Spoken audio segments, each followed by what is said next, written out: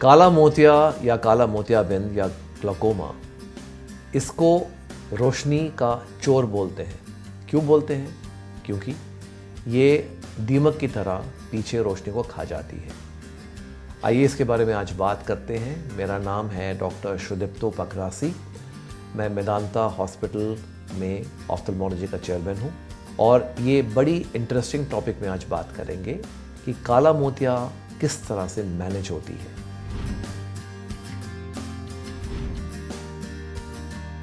अब काला मोतिया का सबसे बड़ा जो प्रॉब्लम है, इसको डायग्नोसिस कैसे करें, क्योंकि लोग हमारे पास आते हैं, कुछ इनको सिम्टम्स नहीं होते। एक बार ही काला मोतिया जब डायग्नोसिस हो जाता है, हमें सिर्फ एक चीज़ ख्याल रखना है कि काला मोतिया का कोई इलाज जो है वो प्रिवेंटिव है, वो क्योरेटिव नहीं है। इसका मतलब क्या हुआ कि जितनी डैमेज हो गई उतनी हो गई, आप उसको कभी दोबारा वापस नहीं ला सकते।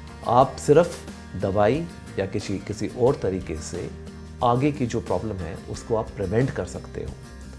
तो ये क्या मैनेज हम करें इसको? एक बारी किसी का काला मोतिया का डायग्नोसिस हो गया, इसके लिए पहली चीज़ जो हम एडवाइस करते हैं वो है दवाइयाँ। दवाइयाँ 3-4 अलग ग्रुप्स में आती हैं।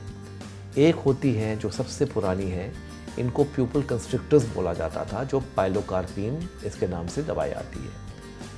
दूसरे ग्रुप हैं जो बीटा ब्लॉकर्स बोलते हैं।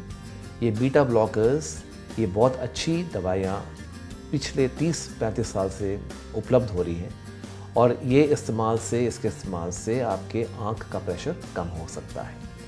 तीसरा, कुछ प्रोस्टाग्लैंडिन के कुछ दवाइयाँ हैं जिनसे आँख की प्रेशर कम हो जाती है। चौथा है कुछ कार्बोनिक एनहाइड्रेस इनहिबिटर्स और पांचवें कुछ अलग तरह के अल्फा एडिनर्जिक ब्लॉकर्स हैं। तो ये मैंने खास आपको दवाई के जो ग्रुप्स हैं आपको बता दिए हैं। ये फॉर्चुनेटली बहुत अच्छी दवाइयाँ हैं और दवाई अगर आप ठीक से लगाएं, प्रेशर आपका अगर कंट्रोल में रहे, ये ज़्यादा नामुमकिन है कि आपके विजन में लॉस बढ़ती ही रहेगी। दूसरा जो ग्रुप है, इसमें कुछ लेज़र की टेक्निक्स अवेलेबल हैं। ये लेज़र ट्राबिकुलोप्लास्टी होते हैं, जो आँख के बाहर जहाँ पर आपके फ्लूइड जहाँ से एग्जिट हो रहा है उसमें ओपनिंग की जाती है लेज़र के द्वारा। इससे जो लेज़र से हम इस्तेमाल करते हैं बहुत मिनिमम डैमेज होती है और एक एडिशनल चैनल पानी को मिल जाता है आँख से बाहर जाने का, जिससे आँख का प्रेशर इतना हाई नहीं रहता, जिससे काला मोतिया का डैमेज बढ़ता रहे। तीसरी कुछ डिवाइसेस होती हैं जो वैल्व्स होती हैं, जिससे आँख के अंदर जो पानी होता है वो बाहर चैनल्स में चली जाती है, आँख के बाहरी हिस्से में। चौथा होता है फिल्टरिंग सर्जरी। ये फिल्टरिंग सर्जरी जो होती हैं, इनमें एक चैनल बनाया जाता है, जैसे नहर का हम एक चैनल बना दें, तो ये चैनल जो बनती है, जो नॉर्मली आपके आँख के बाहर पानी आँख का नहीं आ सकता, इसके लिए एक ऑल्टरनेटिव चैनल बनाई जाती है। इन सारे जो ट्रीटमेंट का इंटेंशन है, हम इसीलिए चाहते हैं कि आँख का प्रेशर जितना कम हो सके और उसमें मेंटेनेंस हो सके, ये होना चाहिए।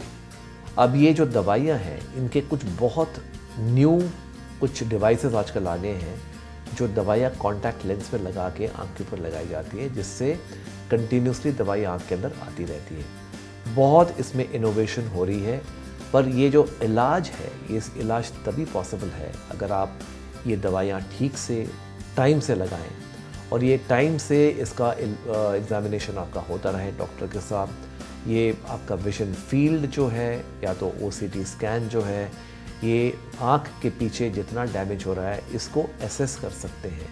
तो ये सीरियली, इसका मतलब हर 1-2-3 महीने के अंदर आपको डॉक्टर के पास जाके ये अगर आप चेक करवाते हैं तो ये पूरा कंट्रोल में आपका प्रेशर आ सकता है, ग्लाकोमा का कंट्रोल आ सकता है।